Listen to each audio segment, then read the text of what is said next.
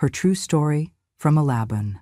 I was given away at 14 as payment for a tortilla debt. You were born to pay off my debts, not to sit around dreaming. That was the first sentence I remember my father saying straight to my face when I turned 14. His voice didn't shake, his hand didn't tremble. It was just a verdict, final and cold, like the slam of a cell door. My name is Ella May. I was born in a 2-room clapboard house behind my father's general store in a nowhere town tucked into the red clay hills of Alabama. You wouldn't find our place on any map unless you'd been there, and even then, you'd probably try to forget. My daddy, Thomas Rayburn, was the kind of man who measured love in dimes and obedience in bruises. He ran that general store with an iron fist and a loaded ledger. Men feared him because he extended credit when they were desperate. Women feared him because they knew he could turn kind in the morning and cruel by sundown. And I feared him because I didn't know if he'd ever seen me as anything more than a pawn. My mama Delilah was a whisper in a storm. Gentle hands, soft voice, the kind of woman who spoke with her eyes more than her lips. She'd try to tuck me behind her when Daddy got angry. She'd hum hymns when she thought I couldn't sleep. She loved me in the quietest ways, hiding coins in coffee tins, sewing the hem of my dress with patches she cut from her own. Those little things were her rebellion, but rebellions don't last long in houses built on fear. The night Daddy found the money Mama had been hiding for my schooling, everything changed. He threw the tin across the room. Coins clattered like gunfire against the wooden floor. He dragged Mama by her wrist, cussing and shouting. Said she'd betrayed him, said she was stealing. A week later, she was gone, but not before he destroyed her name. He stood on the steps of the Baptist church, holding up a yellowed piece of paper. Some forged letter with a made-up lover's name. Claim Mama had been running around for years. Claim I was the proof. "This girl ain't mine," he shouted, voice echoing down Main Street. "She's the bastard child of a whore." And no one said a word, not Pastor James, not the neighbors, not the folks who once bought our biscuits and pies. They just stood there, eyes down, silence louder than the lies. Mama didn't get to say goodbye. I saw her from my window, suitcase in hand, shoulders bent like broken wings. That was the last time I saw her face, for nearly 40 years. And me? I stayed behind, even though I was the one he claimed wasn't his. That's when Wallace showed up. Old man Wallace owned the largest cattle ranch this side of the county. He was in his late 50s, with eyes like muddy water and hands stained with tobacco. He'd been buying supplies on credit from Daddy for months. Feed, flour, tobacco, and a whole heap of fresh tortillas Mama used to make before she left. One afternoon, Daddy called me into the back of the store. "You're going with Wallace tomorrow," he said, scribbling numbers into a little black book. Haluti blinked. "What for?" He didn't even look up. "To settle what he owes." I laughed. I actually laughed. Thought it was some kind of sick joke. "You're joking, right?" He looked up then, eyes empty. "You were born to pay off my debts, not to sit around dreaming." "But I'm your daughter," I whispered, voice cracking. He didn't blink. "No, you ain't. You never were." The next day, he handed me a brown paper bag with a change of clothes and shoved me into Wallace's rusted truck without another word. No hug, no goodbye, just the slam of a screen door behind him like punctuation to a sentence I never got to write. As the truck pulled away, I looked back. The store, the house, the tree Mama used to tie ribbons on for good luck. All of it disappeared in the rearview mirror. And I remember thinking, not crying, not screaming, just thinking, this is how a girl becomes nothing. But I wasn't nothing, not yet. I still had her voice, Mama's voice, somewhere deep inside, whispering that I was worth more than tortillas and ledger books, that I wasn't a debt to be cleared or a mistake to be hidden. That whisper would save me, just not yet. Not for a long, long while. The road to Wallace's ranch was long, unpaved, and mean, much like the man himself. Dust kicked up behind the truck in thick plumes, coating my throat and stinging my eyes. I didn't speak the whole ride. I didn't have words for what was happening. Wallace didn't look at me, not once. He just chewed on a toothpick and hummed something tuneless, one hand on the wheel, the other resting dangerously close to a hunting knife that hung from his belt. He smelled like sweat and old leather, and every time he shifted gears, my stomach tightened. The ranch sat at the edge of nothing, A clapboard house slouched under the weight of its own roof, and a dozen cows meandered behind rusted fencing. There was no welcome, no smile, just a flick of his head toward the back door. "You sleep in the pantry," he grunted, and that was that. No marriage, no ceremony, no signature. Just a deal between two men, my father and Wallace, settled over a handshake and unpaid tortillas. I wasn't a bride. I wasn't even a servant. I was a body, a trade. The pantry smelled of onions and mold. There was a cot, barely big enough for a child, and a moth-eaten blanket that didn't reach my toes. The first night, I lay still, heart racing, listening to the sound of cows lowing outside the thin walls. But it wasn't the cows that scared me. It was the footsteps. Every creak on the old wood floor sounded like doom. Every rustle made me flinch. And then they came, heavy, measured steps that stopped just outside the pantry door. A long pause, then a retreat. The first night, he didn't enter. The second, he did. I won't write down what happened. I don't want to remember. But I will tell you what I felt. Not pain, though there was plenty. Not even fear, though that never left me. I felt shame, deep and sudden, like I'd somehow earned this, like being given away meant I had agreed. He never spoke during, never looked me in the eye. When it was over, he'd toss an old shirt on my cot and say, "Clean up, don't bleed on the floor." And every night after that it was the same. By the end of the first week, I stopped crying. By the end of the second, I stopped counting. He never let me outside the fence line, never let me write letters. But one day, I found a brown paper package tucked under my cot. It smelled faintly of lavender soap, Mama's soap. Inside were a pair of soft, hand-sewn cloth shoes. They were too big, like she'd made them for a girl who could still grow into something. And wrapped around the shoes was a letter, folded once, written in faded ink. "My darling Ella, I don't know where they've taken you. I beg them to let me find you. But Thomas is a liar. And this town is full of men who believe liars more than mothers. Don't believe them when they say, 'You're not mine. I carried you through fire to bring you into this world. You are mine. You deserve more than this. You deserve love.'" Mama, I held that letter to my chest like a lifeline, read it every night before I closed my eyes. Not because it made things easier, but because it reminded me. Someone knew I existed. Someone still believed I mattered. Those cloth shoes never touched the floor. I wrapped them in an old towel and hid them behind the pantry wallboard. I was saving them for the day I'd walk away, because I still believed there'd be a day. I had to. Wallace never called me Ella. Not once. Not even when he was drunk and loose-tongued. To him, I was just girl. Or worse, that little thing. He never struck me in the face. Said bruises made him look bad when he went to church on Sundays. But he found other ways. My body didn't belong to me. My time didn't belong to me. My name didn't belong to me. He'd leave before the sun rose and bark, "Have the coffee hot and the eggs runny when I get back." I cooked, I cleaned. I milked cows and shoveled manure. I washed his filthy clothes in a tin basin behind the house until my knuckles bled raw.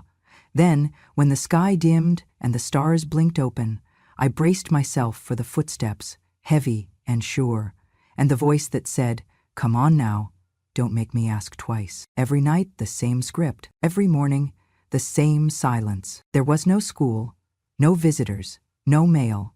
No neighbors dared question what Wallace was doing with a 14-year-old wife who never spoke and never smiled. In town, he told folks I was a poor orphan from Georgia, a distant cousin, a gift from the Lord after losing his real wife. Most folks looked the other way. The ones who didn't? Wallace handled them in his own way, with a cold stare and threats that made them think twice. I learned to move quietly, to make myself small, to hide the best parts of myself deep inside so he couldn't reach them. But one day, I slipped. I was making cornbread in the cast iron skillet when grease popped and scorched my hand. I dropped the pan, and it hit the stovetop edge, spilling everything into the fire. The kitchen filled with smoke. I scrambled to clean it, hands shaking. When Wallace got home, he didn't ask questions. He grabbed me by the arm, dragged me out back, and shoved me into the chicken coop. "Maybe you'll learn to keep your head straight when you sleep with the hens," he spat, slamming the door. It was mid-January. I curled up in the straw, freezing, trying not to cry loud enough for him to hear. The The hens clucked nervously around me, my breath puffed in white clouds, my fingers turned stiff, and that night something cracked inside me. It wasn't my spirit, not yet, but it was the illusion that I couldn't change anything, that I had to accept this life. I wasn't a wife, I wasn't a servant. I was a slave in a borrowed name, and I was going to get out. The next morning, he let me out without a word. I walked straight to the pantry, pulled out the shoes Mama had sewn, and ran my fingers over the stitching. Then I put them back. Not yet, but soon. That day, I began paying attention. Which roads were most traveled? Which nights he drank more? Where he kept the keys? I started hiding scraps of food, counting his footsteps, practicing how fast I could be silent. Freedom didn't come with a scream. It would come with a whisper, and when it did, I'd be ready. I was 15 when I knew something inside me had changed. It wasn't fear. That had long since become familiar. It wasn't even sadness. That had dried up the day Wallace locked me in the chicken coop.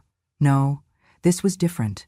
It was a quiet tug, a whisper from deep within me that said, "You are not alone anymore." I was pregnant. When I told Wallace, he grunted.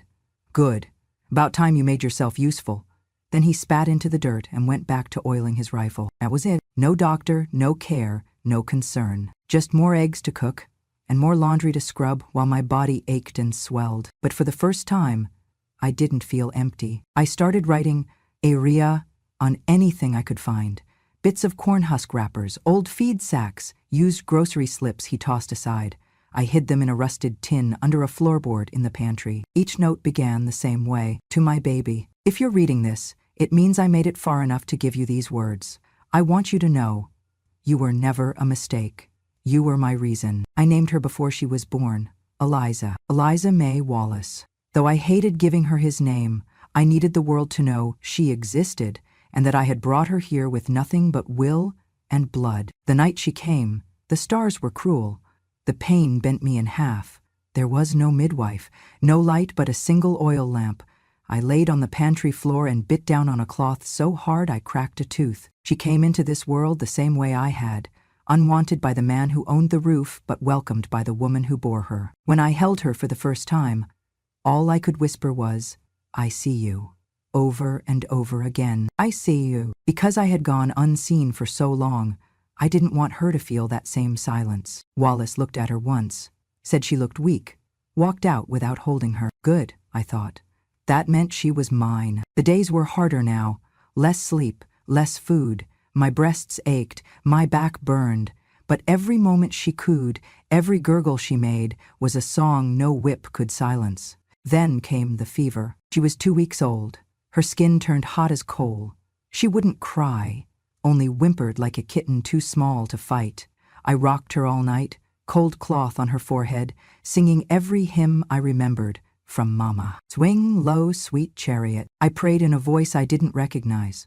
Not loud, not desperate, just steady, like I was willing the world not to take her. That was the first night I realized something. I didn't want to die anymore, because now I had someone to live for, Eliza. And I swore, whatever this world tried to do to me, it would never do to her. She would never sleep in a chicken coop. She would never learn to shrink. She would never believe she was a debt to be paid. And I, his little thing, his girl, his nobody, I would become the wall between her and the storm, even if it broke me. It happened on a Sunday afternoon, the kind where the sky goes quiet and even the cows seem to know something's wrong. Wallace was in one of his moods. I'd forgotten to fetch the tobacco he liked. He slapped the back of my head so hard I saw stars. Eliza, now almost a year old, clung to my skirt and screamed. That seemed to rile him even more. He grabbed my arm, yanked me toward the porch steps. "You're useless," he spat, raising his hand again. But it never landed. His eyes rolled back mid-sentence. His legs buckled, and just like that, the devil dropped. Right there on the porch, half leaning against the old wooden rail, he collapsed with a thud that shook the floorboards. I froze, waiting for him to move, for the growl, the grip. But there was only silence. The chickens fluttered in the distance. But the house went still. He was dead, a stroke, they would later say. Sudden. I didn't cry. I just sat beside Eliza on the pantry floor that night and whispered, He can't hurt us anymore. But freedom didn't come with his death. 3 days later, his sons came. 3 men, tall like their father, but with colder eyes. They came with papers, deeds. A lawyer in a brown suit who never looked me in the face. The land was never in your name, he said, like I was a guest who'd overstayed. But I lived here. I cooked, I cleaned, I raised. You were never legally married, one son interrupted. There's no record of you at all. They gave me 1 day. I packed what I could, an old shawl, a jar of cornmeal, the tin with Mama's letters and Eliza's birth scrap. I tied Eliza to my back with a feed sack I'd torn into cloth. As I walked away, the house didn't look like a prison anymore. It looked hollow, like something terrible had died with Wallace, and something tired had stayed behind. I didn't know where I was going. I just knew it wasn't back. Every step down that dirt road was a fight against the wind. My shoes, Mama's shoes, were torn and soft, but they still held, just like me. I was 20 years old, but I felt 100, yet for the first time in years, I didn't flinch when someone passed by, because I wasn't walking away from punishment. I was walking towards something. I didn't know what, but I had Eliza and a name, my name, and I wasn't going to let the world forget it again. I knocked on the side door of the old Baptist church because I didn't know where else to go. Eliza was fussing in my arms, tired, hungry, wrapped in a threadbare blanket I'd sewn from scraps. I hadn't eaten in 2 days. The soles of my shoes had nearly torn through, but I held myself upright, because broken doesn't mean beaten. The pastor, a kind-made man named Reverend Wilkes, opened the door. He didn't flinch at the sight of me, dirty, trembling, with a baby on my hip. He took one look and said gently, "Come on in now. Let's get you warm." They gave us a cot in the back of the church, and for the first time in weeks, I slept without listening for footsteps. The next morning, the Reverend introduced me to someone he said might help. "Ella," he said, "this here's Mr. Samuel Bennett. He's a lawyer." I blinked. A lawyer? The man standing before me looked no older than 30, with dark skin and a gentle, intelligent face. He wore wire-rimmed glasses and a coat that was too thin for the weather. But what struck me wasn't how he looked, it was what he said. He took my hand, not in a grab, not in a grip, but in a handshake, and said, "Miss Ella, it's a pleasure to meet you. Miss, not girl, not you, not that little thing." I almost cried right then and there. Samuel had grown up in Georgia, gone to Howard University on scholarship, and returned to Alabama to help those nobody else would. He listened as I told my story, not just the parts about Wallace, but the ones before that, the lies, the chicken coop, the letter Mama wrote. He didn't interrupt once. Then he said, "You have every right to file for support. You may not have papers, but you have testimony, and I believe you." He helped me file a claim against Wallace's estate for child support and wrongful displacement. The county clerk looked at us like we were mad. "You got any marriage certificate?" he asked. "No," I said. "Then you ain't entitled to nothing." But Samuel wasn't deterred. He gathered testimonies, Reverend Wilkes, old neighbors, even a midwife from a neighboring county who remembered Wallace taking in that girl from town. We stood in court 4 weeks later. The sons of Wallace sat in front, smug, arms crossed. I stood up, shaking in my shoes, and faced the judge. My dress was patched, my hands were raw, and I had no paper to prove I belonged there. But I had something better. "I may not have documents," I said, "but I have dignity. I scrubbed floors, fed livestock, and bore a child alone. I wasn't his wife on paper, but I lived every inch of the life he forced on me. And I did it without breaking." The room fell quiet. The judge looked down, then back at me. "And the child?" he asked. "Eliza is mine, and she deserves more than a future built on silence." That afternoon, I was awarded full custody of my daughter and a small share from the livestock sale. Just enough to buy a room and start again. It wasn't everything, but it was something. And more than that, it was the first time I stood in a room full of men and said, "I exist," and they couldn't look away. After the ruling, Samuel walked me out of the courthouse. The sky was pink with sunset. "You did that," he said. "I just told the truth," I whispered. "Sometimes," he said, smiling, "truth needs someone brave enough to carry it." And in that moment, I felt it. Not freedom entirely, but its first breath. It had been nearly a decade since I last heard his name, Thomas, but it came back like a cough in the throat. Sudden, sour, hard to swallow. He walked into our shop one morning with that same smug face, though the years hadn't been kind. Thinner now, grayer. But his eyes? Those didn't age, cold and calculating as ever. He didn't greet me, just stood with his hands clasped behind his back and said, "I heard you made something of yourself." I didn't answer. Samuel stepped forward, calm but watchful. Thomas cleared his throat. I'd come to settle things. For the family name, I laughed, dry and bitter. Family? He ignored it. Folks are talking. You put the Thomas name in print again, that might be fine where you live now, but back home, we've got standards. We got history. Then he pulled a crumpled paper from his coat and laid it on the counter. A sworn statement, stamped by a notary, declaring I was not legally his daughter, that I was born of infidelity, a burden taken in by charity. If you agree to sign over a portion of what you have, he said, we can forget all this. Clean slate. Spare the family the embarrassment. I stared at the document. Then I stared at him. You beat my mother, I said. You lied to everyone. You sold me like livestock for a bag of tortillas. He didn't flinch. I raised you, fed you. You threw me out. Samuel, still silent, picked up the paper. His fingers traced the signature. Then he asked, "You mind if I hold on to this?" Thomas shrugged.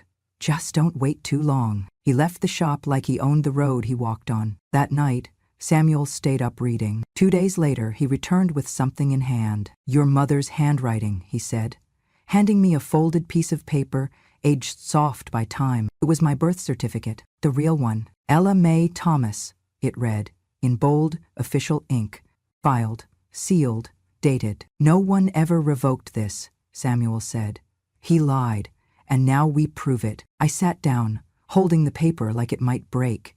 My name, not borrowed, not stolen, mine. We sent a letter to the town's weekly paper.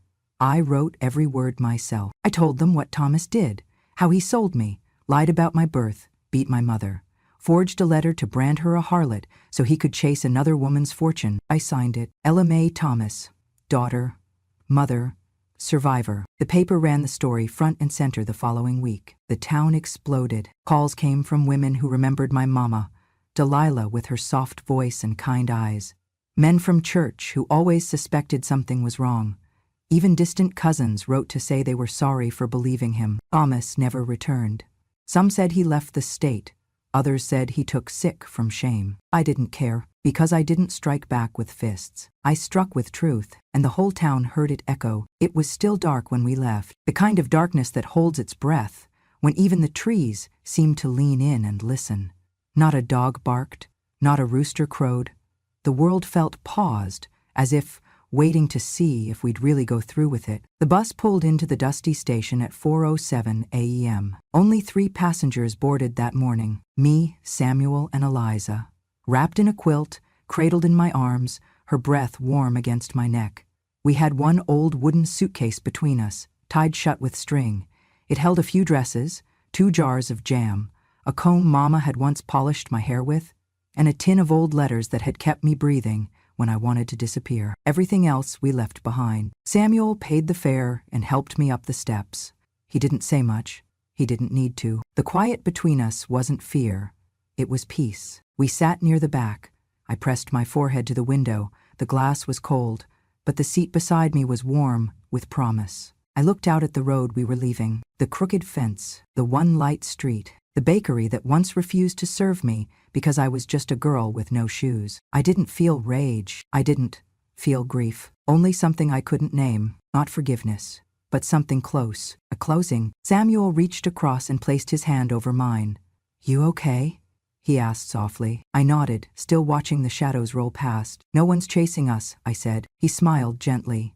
"They never could." A few minutes passed. Then he said the thing I didn't know I needed to hear. "You're not something that got sold, Ella. You're someone who chose to walk away." The words settled into my ribs like heat on a cold day, because all my life people had named me like I was a thing. Bargain, burden, girl, wife, debt. But now, I was something else. A woman in motion. And motion, I was learning, is its own kind of freedom. The bus turned the final corner, and the town was gone. No parade, no goodbye, no burning bridges, just silence. And that silence was mine. I closed my eyes as the first hints of dawn reached the edges of the sky, not for sleep, but to remember that girl in the pantry, the one who used to whisper, "Someday," and to whisper back, "You made it, baby, you made it." We didn't move into a mansion.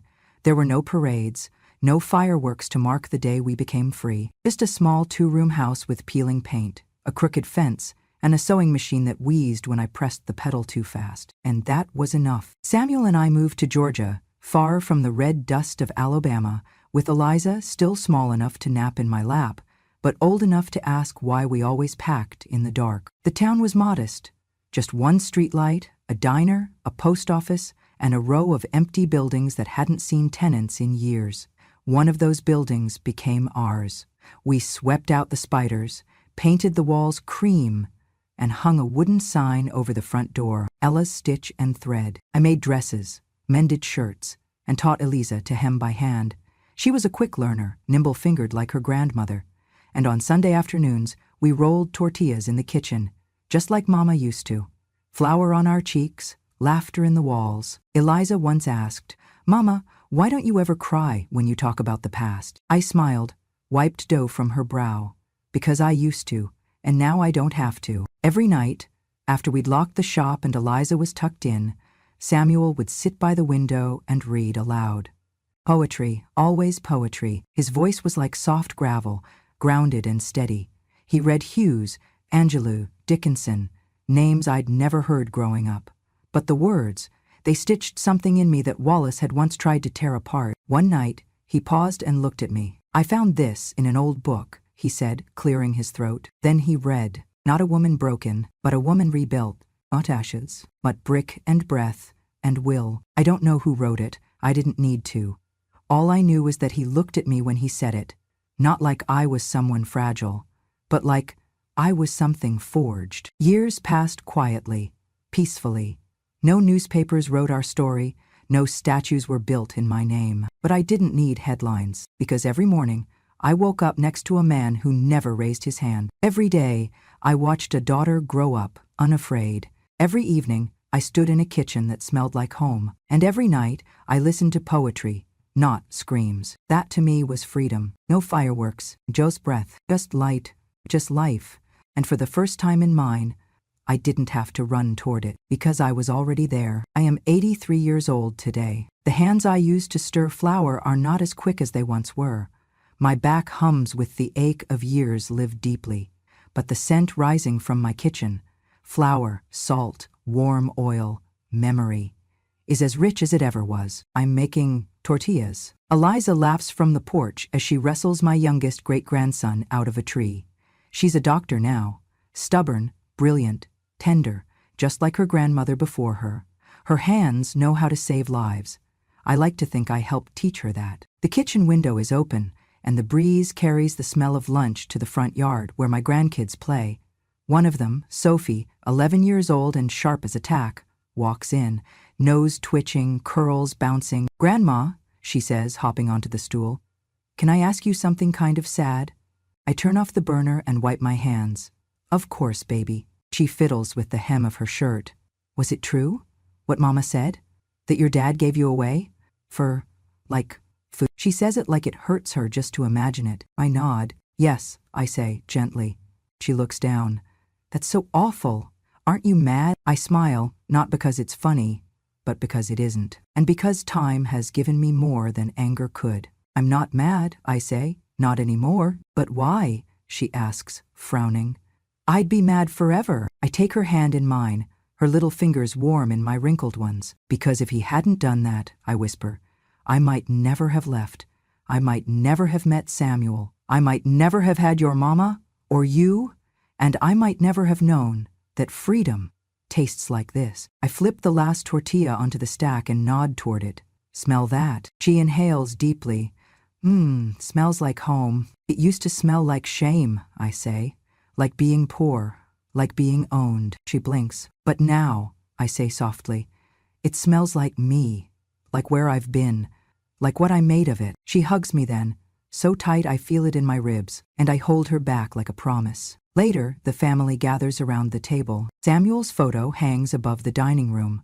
a younger version of the man who used to read me poetry under low light and call me Miss Ella when no one else thought I had a name. We eat, we laugh, and no one calls me girl, or debt, or burden. Here I am grandma. I am the storyteller. I am the house's heartbeat, and though time has weathered me, it has not worn me down. When the sun sets, I sit on the porch with a blanket over my knees and a book I've read 20 times. Eliza brings me tea and says, "You've given this family everything." I shake my head.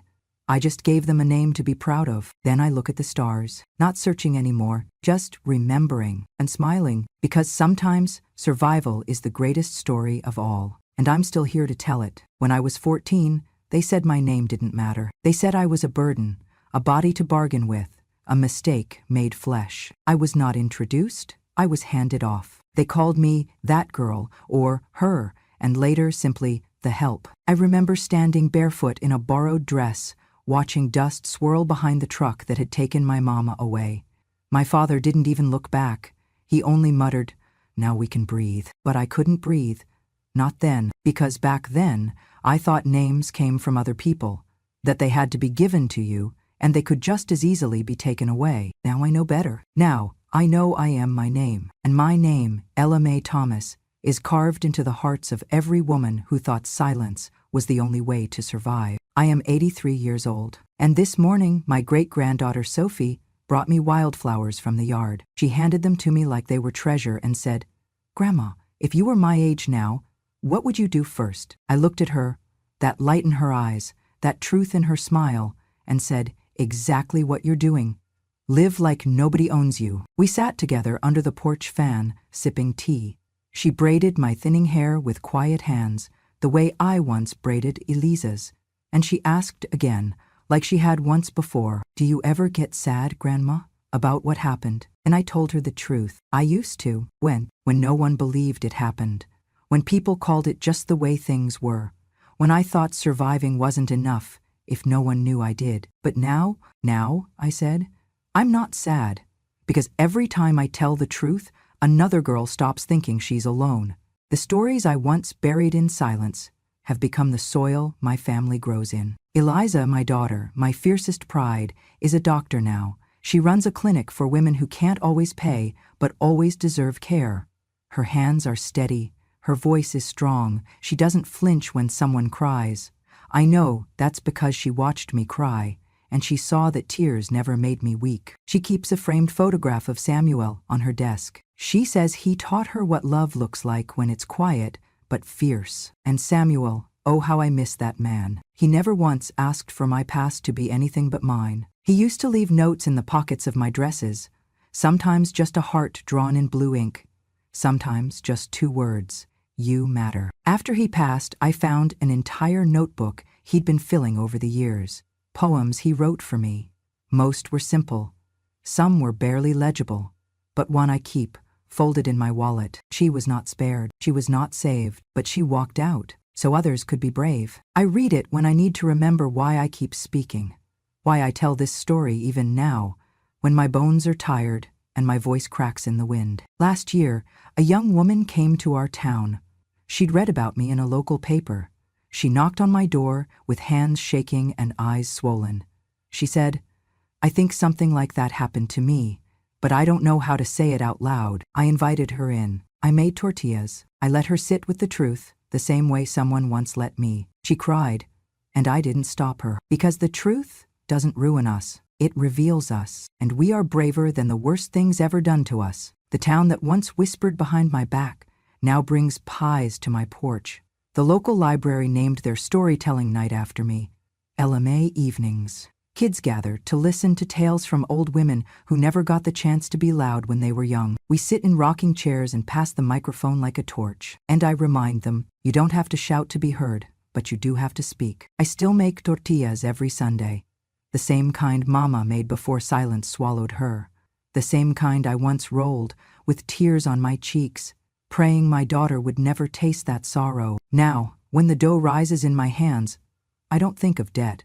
I think of legacy, of what's passed down when the world tries to take everything but your will. My grandsons call me funny names, Grams, La Abuela Loca, Tortilla Queen, and I wear every title with pride because they are mine, because they come with love, not shame. When I walk into town, folks tip their hats, not because I'm famous, but because they know I didn't break. And even more, because I never let the world decide what I was worth. If you're reading this now, or hearing it, or feeling something break open inside you, know this. You don't need to be perfect. You don't need to be fearless. You only need to be yours, because the day you stop believing the names they gave you is the day you begin to name yourself. And when that day comes, I hope you remember me, the girl they tried to sell, who became the woman no one could buy. If you've ever been labeled, sold short, or called names that weren't yours, know this: you are not a debt. Subscribe to Grandma True Stories, where voices like Ella Mae's are no longer silenced. We don't speak to reclaim justice, we speak to declare. We survived, and we still have stories to tell.